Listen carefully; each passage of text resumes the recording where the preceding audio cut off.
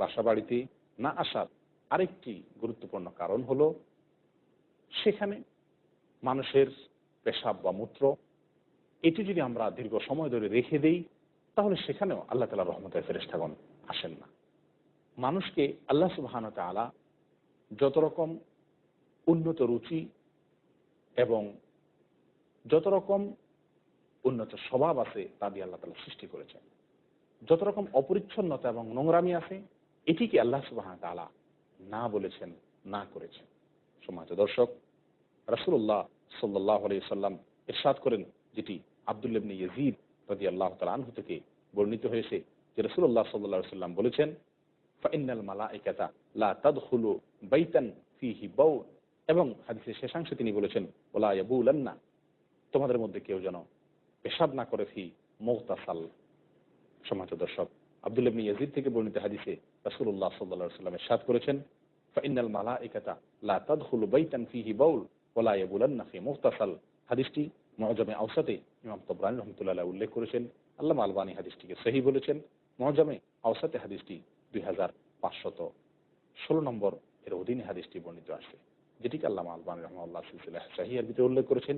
এই হাদিসের বাংলা অর্থ হলো এই যে ফেরেশতাগণ ওই সকল ঘরে প্রবেশ করেন না যেখানে পেশাব থাকে, এবং নিষেধ করেছেন রাসূলুল্লাহ সাল্লাল্লাহু আলাইহি সাল্লাম তোমাদের কেউ যেন গোসলখানায় পেশাব না করে।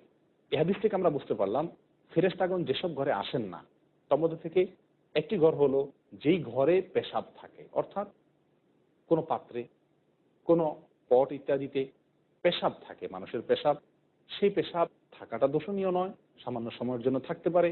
স্বয়ং রাসূলুল্লাহ সাল্লাল্লাহু আলাইহি ওয়াসাল্লামের জীবনীতে আমরা দেখতে পাই, হাদিসে আসছে স্পষ্টভাবে যে তার একটি বিশেষ পাত্র ছিল, যে পাত্রে তিনি প্রয়োজনে রাতের বেলায় বা যখন তিনি প্রয়োজন বোধ করতেন, অসুবিধা বোধ করতেন বাইরে যাওয়া, তখন তিনি সেখানে পেশাব করতেন। আর আমরা নিশ্চয়ই জেনে থাকব যে আজ থেকে ১,৫০০ বছর আগে মানুষের বাসা বাড়ির কাঠামো আজকের মতো ছিল না, এবং সমাজের পরিবেশ আজকের মতো ছিল না। মানুষ পেশাব এবং মল এবং মূত্র ত্যাগের জন্য মানুষকে অনেক দূরে যেতে হতো। তো রাসূলুল্লাহ সাল্লাল্লাহু আলাইহি সাল্লাম নিজে এমন পাত্র ব্যবহার করতেন যেখানে তিনি পেশাব করতেন। তাহলে বোঝা গেল যে বাসা বাড়িতে আমরা কোনো পট বা পাত্রে যদি প্রয়োজনে পেশাব করার প্রয়োজন হয়, কোনো রুগ্ন ব্যক্তি অথবা কোনো অসুস্থ বয়োবৃদ্ধ ব্যক্তির জন্য, এমনকি বিশেষ করে ছোট ছোট বাচ্চাদের জন্য তাদেরকে পেশাব করানোর জন্য যদি আমরা কোনো পট ইত্যাদি ব্যবহার করি, এমনকি প্যাম্পাস ব্যবহার করি, সেখানে যদি পেশাব থাকে, তাহলে এগুলোকে খুব বেশি সময় ধরে আমরা সেখানে রাখবো না। যদি রাখি তাহলে সেক্ষেত্রে আল্লাহ তাআলার রহমতের ফেরেশতাগণ আমাদের বাসা বাড়িতে আসবে না। সম্মানিত দর্শক, পেশাব এটি একটি নাপাক এবং নোংরা জিনিস। এটি যেখানে আছে সেখানে আল্লাহ তাআলার রহমতের ফেরেশতাগণ আসতে পারেন না। রাসূলুল্লাহ সাল্লাল্লাহু আলাইহি ওয়াসাল্লামের এই হাদিসের আলোকে আমরা বুঝতে পারলাম বাসা বাড়িতে আমরা দীর্ঘ সময় পর্যন্ত কোনো পাত্র ইত্যাদিতে আমরা পেশাব রেখে দিব না। বাচ্চাদের প্যাম্পাস ট্যাম্পাস ইত্যাদি এগুলোকে খোলামেলা দুর্গন্ধ আসে এরকমভাবে রেখে দিব না। এমনকি বাচ্চারাও যদি পেশাব করে এবং সেখান থেকে দুর্গন্ধ আসে, সেটাও আমরা আপ্রাণ চেষ্টা করব পরিচ্ছন্ন করে রাখার জন্য। সম্মানিত দর্শক, হাদিসের শেষ অংশটি বিশেষভাবে গুরুত্বপূর্ণ, যেখানে বলা হয়েছে ওয়ালা ইয়াবুলান্না আহাদুকুম ফি মুগতাসাল, তোমাদের কেউ যেন গোসল করার জায়গায় পেশাব না করে।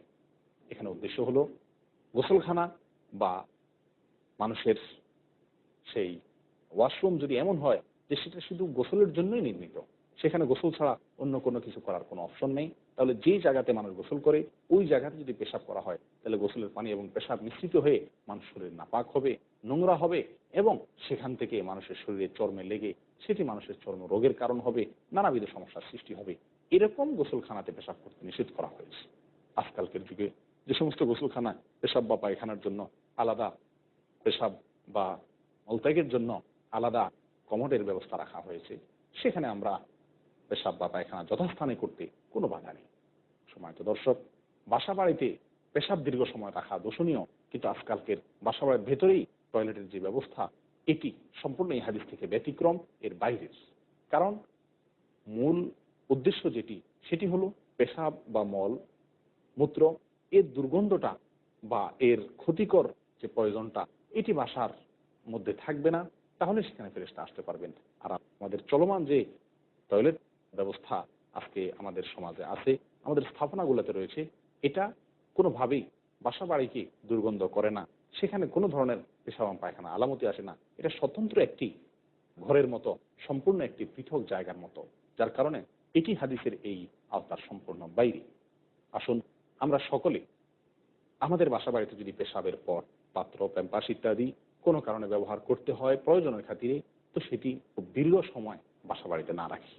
সম্মানিত দর্শক, যদি রাখি তাহলে ওই সময়ে আল্লাহ তাআলার রহমতের ফেরেশতাগণ আমাদের বাসা বাড়িতে আসবেন না, যেটি হাদিস থেকে সুস্পষ্টভাবে আমরা জানতে পারলাম।